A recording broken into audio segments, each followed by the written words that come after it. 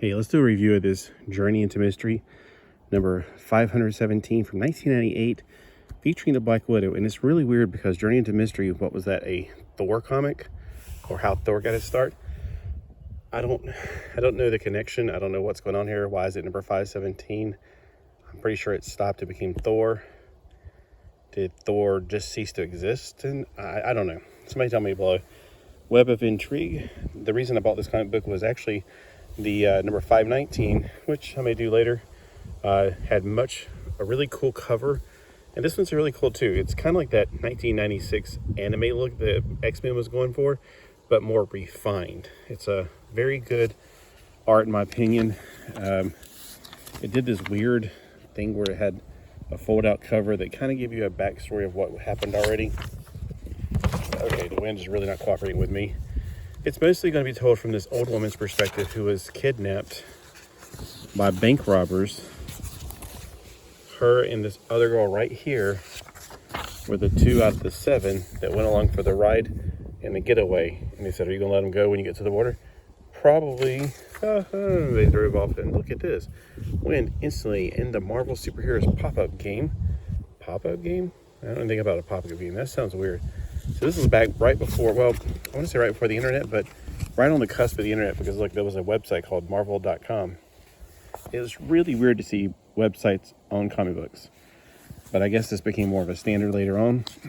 This is toward the end of the pure area, as I'd like to call it, where we start getting into the internet age, which I think really destroyed the human race. And you're like, well, are you using it? Because if it's there, and it's a tool, I'm going to use it to help reach the world for the message of Jesus Christ, but also to review video or comic books, because honestly, I think comic books have a great way of telling a story, and sometimes they are parallel to some of the stories in the Bible. Sometimes they're just purely for entertainment. This one has a lot of really good art in it, in my opinion. The artist is Randy Green. The writer is Scott Lobdell. Now, I know that name. I can't remember what from. But as I start reading again, I'm probably going to start, making more connections. My synapses will respond. And then we have an inker called Rick Ketchum. Not Ketchup.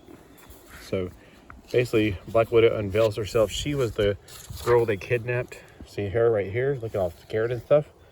Well, she ends up kicking their butts. And I guess she did the Superman thing where she ripped off her, outer clothing, and there's her Black Widow suit underneath. How they pull it off, I don't ever know.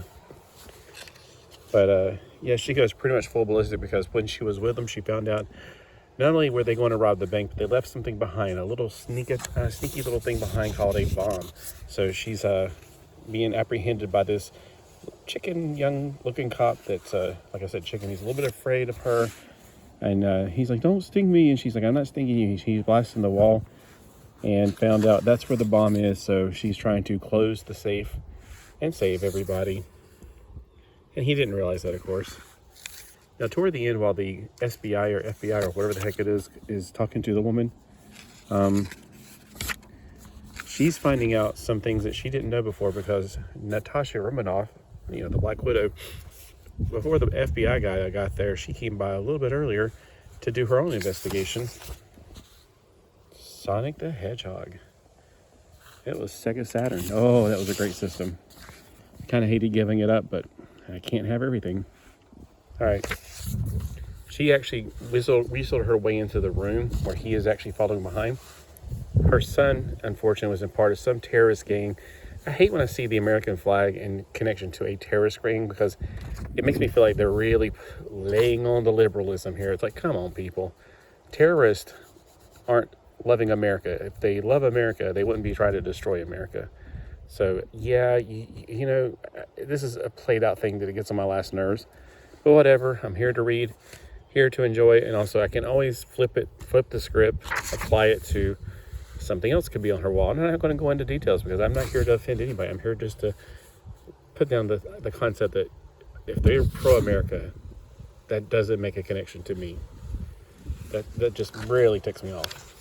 But anyway, she gets access, finds out he's part of this group called Freedom Slide. Now, you got to remember, I had to think, okay, so why are they persecuting Americans during this time? Who was the president during this time? 1998. And it's probably slightly before 1998 because it would be February when the comic book went out. So it was really 1997. I think we knew who the president was then. Probably it was about the time they were trying to distract the public from something much worse. Hint, hint. But anyway, it introduces this character. She's part of Freedom's Flight, who will get a little bit more, like that outfit right there. She looks like one of the Furies from, what is her name? Big Bertha. Big Mama, Grandma, I can't remember. But then when she unveils her mask, she looks a lot better. I really like that right there. That's cool. The gauntlet, the drawing, everything about this is fantastic art, except for the unfortunately, well, I guess they're just knocked unconscious police officers. But she ends up being like their Ninja Clan leader kind of thing. Oh, look, you can buy comic books. Subscribe today.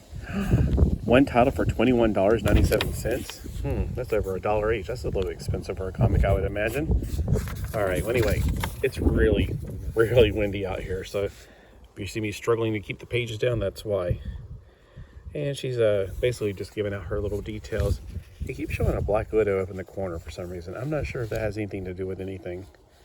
But the woman is a little bit overexcited for the day, has a heart attack. He's calling the cops, but he's like, this is Agent Tinko of the FBI. We need an ambulance right away. Don't down me, Mrs. Hinderman. Not yet. That's a creepy thing to say. More in the next issue, which I don't have. That's really cool. Look at the Beast Wars. I don't know anybody's handles like that, but that's really cool that they're tearing like a fur from a leopard and underneath the circuits. But it's advertisement for a computer game, actually, for PlayStation.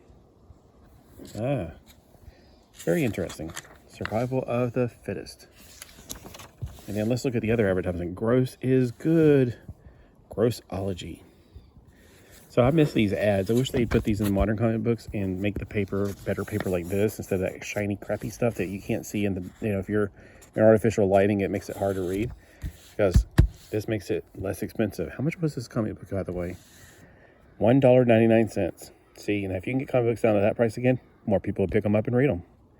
That's why I like going to the dollar bins. Well, thanks for watching. Let me know if you've read this or if you have any explanation why Journey into Mystery is featuring Black Widow instead of Thor or any other Asgardian for that matter. Why didn't he at least do Loki? I'm not sure what's going on here. But it's number 517. The only other issue I have is 519. Look for that one in the future, maybe. I'm going to shift gears and raise something else right now. Have a great day.